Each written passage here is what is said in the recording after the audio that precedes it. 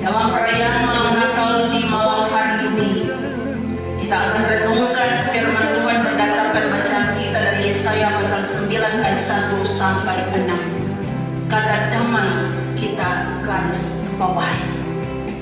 Ibu bapak saudara-saudara anak-anak yang dikasihi Tuhan, dalam kamus bahasa Indonesia, kata damai itu berarti aman, sentosa, tak ada kerusuhan, tak ada perang, tenang, hati tenteram, keadaan tak bermusuhan, dan rukun. Nah, yang menjadi pertanyaan pada saat ini dalam persekutuan di perayaan malam Natal di malam hari ini, apakah saat kita berucap damai di hati, lalu suasana damai itu benar adanya menghiasi kehidupan kita? Kalau saya ikuti ibadah di Jemaat Efrata Lengayu, setiap minggu selalu shalom, damai di hati, shalom. Sekarang dipertanyakan kepada kita, apakah saat kita berucap damai di hati, lalu suasana damai itu benar adanya menghiasi kehidupan kita setiap hari? Ataukah yang sementara kita alami adalah damai tapi gersang? Ataukah yang sekarang kita alami adalah damai tapi kering? Hanya damai di dalam gereja, pulang dari gereja gersang, pulang dari gereja kering, pulang dari gereja baku angin, pulang dari gereja selalu seduh. Setiap minggu selalu berucap damai di hati. Yang sekarang dipertanyakan kepada kita, sebab terkadang ibu bapak saudara-saudara, kalau bicara tentang damai itu, ketika diperhadapkan dengan realita kehidupan di dunia ini, maka damai itu relatif atau tergantung kondisi situasi kehidupan yang ada. Dan banyak atau ada sekian persoalan, ada sekian masalah pribadi, masalah rumah tangga, masalah dalam persekutuan jemaat, masalah dalam hidup bermasyarakat yang menyebabkan damai itu sulit tercipta dan sulit untuk dinikmati. Coba sekarang kita bertanya pada diri sendiri, kalau sekarang saya sudah berusia 51, ibu bapak saudara-saudara ada yang berusia 12 dan seterusnya, atau di bawah 12, di atas 51, sejauh ini apakah damai itu benar-benar nampak dalam hidup kita? Jawabannya ada pada diri kita masing-masing. Mari ibu bapak melalui bacaan kita saat ini mau menggambarkan bagaimana kondisi kehidupan yang berlangsung di tengah kehidupan umat Israel di saat Nabi Yesaya tampil menyuarakan suara kenabian tentang kedatangan Sang Raja Yesus Kristus sebagai Raja Damai. Pasti kita akan bertanya, mengapa? Mengapa Nabi Yesaya menyuarakan tentang itu kepada umat Tuhan, kepada bangsa Israel? Karena bangsa itu berjalan dalam kegelapan dan diam di negeri kegelapan, di mana umat Tuhan saat itu tidak mengindahkan setiap peraturan, tidak mengindahkan setiap ketetapan daripada Tuhan. Mereka hidup membelakangi Tuhan dan mereka hidup melakukan kehendak hati mereka. Seperti ada ungkapan yang mengatakan, hatiku rajaku, jadi main sarimu merah, ia tak muderingi, karena hatiku rajaku. Umat Tuhan pada saat itu mereka membelakangi Tuhan. Mereka tidak melakukan apa yang menjadi kehendak Tuhan dalam perintah dan ketetapannya. Dan salah satu dari sekian banyak penyimpangan yang dilakukan bangsa itu kepada Tuhan tergambar pada pasal 8 ayat 19. Kita perhatikan Yesaya 8 ayat 19. Di sana dikatakan, mereka meminta petunjuk pada arwah dan roh-roh peramal yang berbisik-bisik dan kumat kami. Nah, kalau di permodern tempong porkas, dah dong lihat dulu itu. Mudah-mudahan mau beliau. Waktu kami ke Ulu hari Rabu, pas ada anjing yang hampir tertabrak, itu kami bilang, nah, siok anjing. Bekasi dari yang pendeta Suramoto, karena pakai masker jadi telah kenal. Ketika berhadapan dengan peristiwa itu, waktu misalnya Oto hampir menabrak anjing, siok anjing. Kenapa gue bagian keluar? Nah, siok udah. Nah, kalau mendengar cerita dari Akan tadi malam kata itu ada tikus pelompat di kapal, pelompat di sini. Nah, pasti kalau ada yang masang podcast dalam kapal itu pasti siok tikus dulu. Jadi itu salah satu yang membuat Tuhan Allah mengutus Nabi Yesaya untuk menyuarakan suara kenabian, karena mereka meminta petunjuk pada arwah dan roh-roh peramal yang berbisik-bisik dan umat kami. Karena perbuatan inilah Tuhan mengutus sang Nabi untuk menyampaikan nubuat sebagaimana disaksikan dalam bacaan firman Tuhan pada saat ini, di mana Yesaya menubuatkan kedatangan sang Raja Damai, di mana dengan kelahiran sang Raja Damai maka kesurangan umat Tuhan akan disinari, kegelapan dan kegelapan hidup mereka dapat diterangi, sebab sang Raja Damai yang akan datang dinyatakan besar kekuasaannya dan damai sejahtera tidak akan berkesudahan.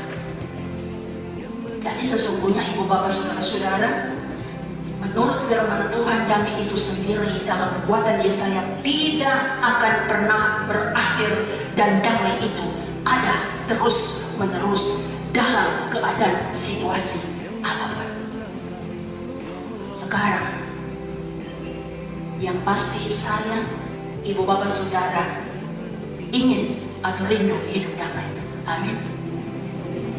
Ada kita sekomen bela. Apakah saya, ibu bapak saudara-saudara, ingin rindu hidup damai? Amin. Ya.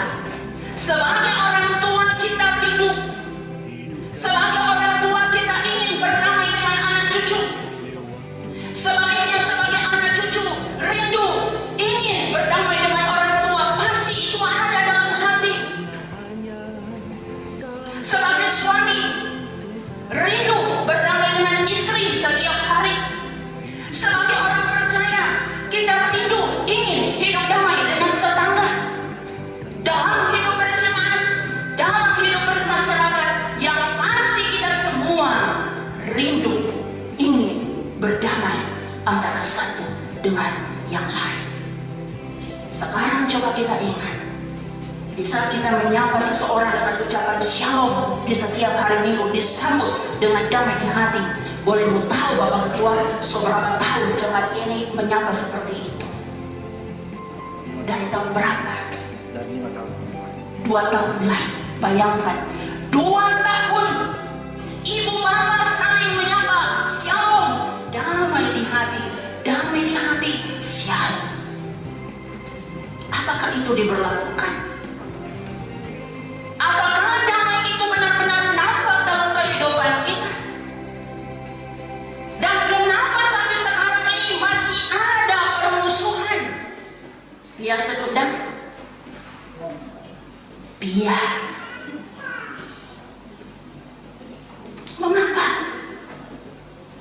Apa gunanya setiap minggu kita berucap damai di hati, lantas dalam praktek kehidupan setiap hari bermusuhan, bertengkar, saling memaki? Mengapa? Itu berarti ucapan itu tidak ada gunanya. Di saat permusuhan terjadi, pertanda hidup kita dikuasai oleh keinginan kita sendiri dan kita dikendalikan oleh iblis. Di saat kita permusuhan terjadi, pertanda hidup kita dikuasai oleh ego kita, tidak mau mengalah, ingin menang. Mari ibu bapak saudara, tadi kita semua sudah mengatakan rindu ingin berdamai. Kalau kita ingin hidup damai, mari kita datang pada Tuhan. Ibu bapak saudara, cukup sampai di sini seduh. Cukup sampai di sini bermusuhan. Jangan sampai kita menyesal, ibu bapak saudara. Saya memberi sebuah kesaksian kepada ibu bapak saudara. Ketika saudara kami meninggal, saya tidak menyesal. Mengapa? Karena selama hidup ikani maning biadareneh gedio, tetapi mereka oleh kami muka kendaki pakai hidup ini. Jadi terkuat penyesalan ketika mohane kami datangkan karena kebebian si bau di langkau ini ni petone suku bebiahe Allah. Mulai malam hari ini ibu bapak saudara, saya mengajak mari sebagai anak cucu berdamailah dengan orang tua. Anak-anak, jangan sakiti hati orang tua. Orang tua, jangan sakiti hati anak cucu kita. Pujian yang kita nyanyikan tadi bukan asal kita nyanyi, tapi ketika kita menghayati, saat ini kita akan melepaskan semua noda dan nista jalan yang kita selama ini kita lalui. Mari kita lepaskan ibu bapak saudara, supaya kata damai yang disampaikan setiap minggu itu benar-benar bermakna dalam hidup kita. Dalam suka duka kehidupan, jika kita terus mencari Tuhan, maka kedamaian akan jadi bagian hidup kita. Karena damai sejati hanya diperoleh dari Tuhan, yaitu Dia adalah Raja Damai. Percuma orang merayakan hari Natal, damai hanya di dalam gereja. Percuma, sebab damai itu sesungguhnya adalah Yesus Kristus yang malam hari ini kita rayakan bersama kedatangannya dalam kelahirannya, karena Ia sudah datang 2000 tahun yang lalu. Di momen perayaan malam Natal ini, melalui pewartaan firman Tuhan, kepada kita terajak untuk memperjuangkan damai itu, untuk mempertahankan damai itu, mulai dari diri kita sendiri,